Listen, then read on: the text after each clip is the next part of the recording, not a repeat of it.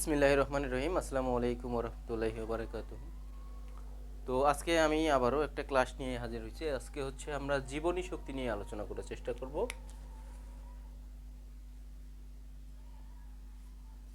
SSC জীবনী শক্তি বা bio এনার্জেটিক্স। তাহলে জীবনী শক্তিটা কি? আমরা শুরুতে যে কোনো অধ্যায় শুরু করার আগে সেই অধ্যায় সম্পর্কে বা সেই অধ্যায়ের যে শিরোনাম সেটার ডেফিনেশনটা সুন্দর করে বুঝতে হবে। এই ডেফিনেশনটা না বুঝে অধ্যায় শুরু করার একটা বোকামি। তো আমরা শুরুতে আগে ডেফিনেশনটা জানার চেষ্টা করি। আসলে সূর্যকে বলা হচ্ছে, শক্তির মূল উৎস হচ্ছে সূর্যকে বলা হচ্ছে। আর এই সূর্য থেকে, এই সৌরশক্তি থেকে সালোক সংশ্লেষণের মাধ্যমে এটিপি এবং এনএডিপিএইচ অর্থাৎ সৌরশক্তিকে রাসায়নিক শক্তিতে কনভার্ট করাটাকে বলা হচ্ছে বায়ো এনার্জেটিক্স। আমি এটা কোনো বিক্রিয়া না, জাস্ট আমি এটা অ্যারো চিহ্ন দিয়ে এমনি বোঝানোর চেষ্টা করছি সংক্ষেপে।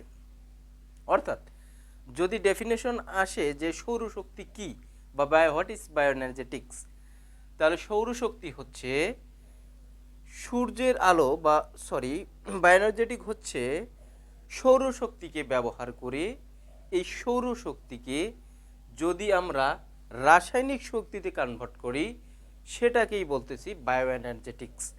তো আমাদের আলটিমেটলি কিসে রূপান্তরিত হবে সেটাই হচ্ছে কথা। আমাদের উৎপন্ন হবে মূলত এটিপি এবং এনএডিপি।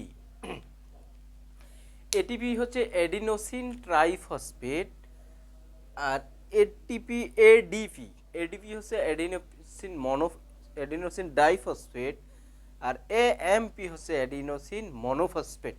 এই তিনটার ইলাবোরেশনটা একটু জানতে হবে। এবং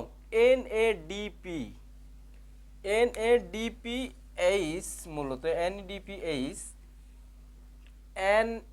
nicotinamide adenosine diphosphate dinucleotide phosphate.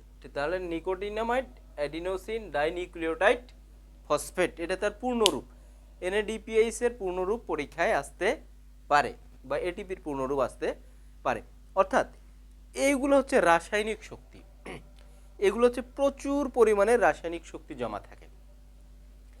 যেমন বলা হচ্ছে একটা এডিপি এডিনোসিন ডাইফসফেট থেকে একটা ইনঅর্গানিক ফসফেট যদি আমরা যুক্ত করি বা একটা ফসফেট যদি আমরা যুক্ত করি সৌরশক্তি এবং ক্লোরোফিলের সাহায্যে, সবুজ উদ্ভিদ এটিপি যে উৎপন্ন করবে, যে এটিপিটা এক অণু, সেখানে 7300 ক্যালোরি শক্তি জমা থাকে।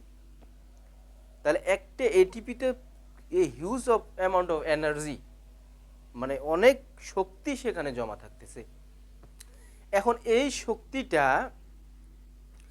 শক্তিটা বায়ো এনার্জেটিক্স, অর্থাৎ এই শক্তিটা উদ্ভিদ বা প্রাণী যে কোনো জীব এটা ব্যবহার করে চলতে পারে। এখন কথা হচ্ছে যে এই যে শক্তিটা এটিপিটা এটাকে বলা হচ্ছে জৈব মুদ্রা। পরীক্ষায় আসতে পারে তো এটিপিকে কেন জৈব মুদ্রা বলা হয়? কারণ এই এটিপির মধ্যে রাসায়নিক শক্তিটা জমা থাকে এবং এই এটিপি থেকেই এটা খরচ করা যায়। এই জন্য এটিপিকে বলা হচ্ছে জৈব মুদ্রা বা বায়োলজিক্যাল কয়েন।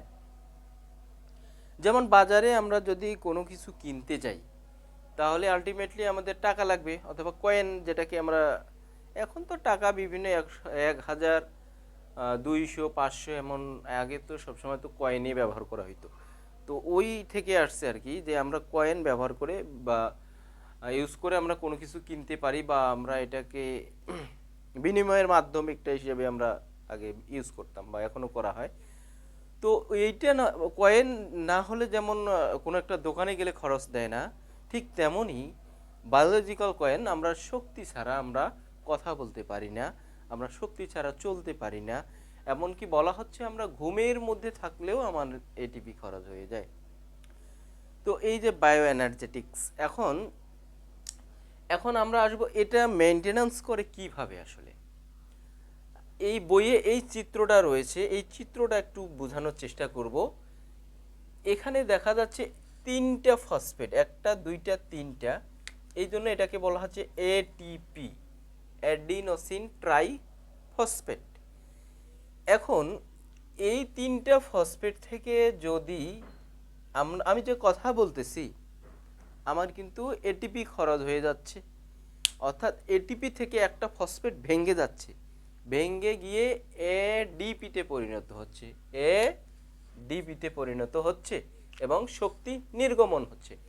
এই শক্তি দিয়ে আমি চলতেছি, এই শক্তি দিয়ে আমি কথা বলতেছি, এই শক্তি দিয়ে আমি হাঁটতেছি, এই শক্তি দিয়ে আমি খেলতেছি, এই শক্তি দিয়ে আমি সাঁতার কাটতেছি, এই শক্তি দিয়ে আমি কথা বলতেছি, পড়ালেখা করতেছি, ঘুমাচ্ছি, সব কিছুই আমি এই বায়োলজিক্যাল কয়েনকে আমরা ইউজ করতেছি। তাহলে এখান থেকে যে শক্তি নির্গমন হচ্ছে, এই শক্তি দিয়ে আমরা চলাফেরা বা আমাদের কাজ করতেছি এবং এর একটা ফসফেট বের হয়ে এর ডিপিতে পরিণত হচ্ছে, এডিনোসিন ডাইফসফেটে পরিণত হচ্ছে। এবং এই অ্যাডিনোসিন ডাইফসফেটটা আবার ওভারকাম হয়ে এটিপিতে পরিণত হচ্ছে। সেটা কিভাবে?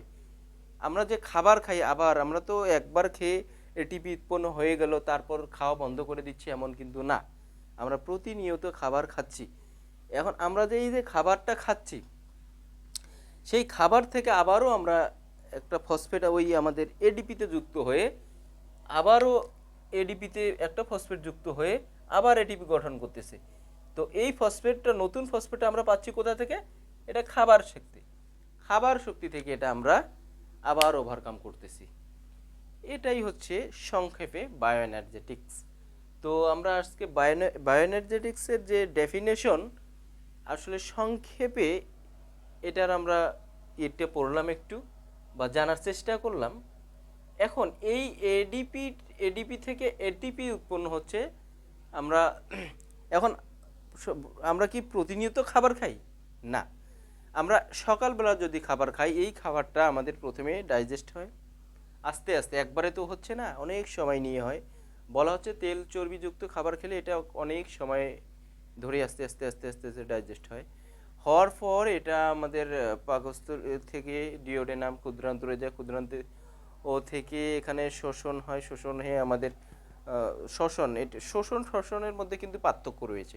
এখানে নর্মাল হচ্ছে আমাদের ডিওডেনামের ভিলাইয়ে আঙ্গুলের ন্যায় অভিক্ষেপ থাকে, যাকে বলা হচ্ছে আমরা ভিলাই।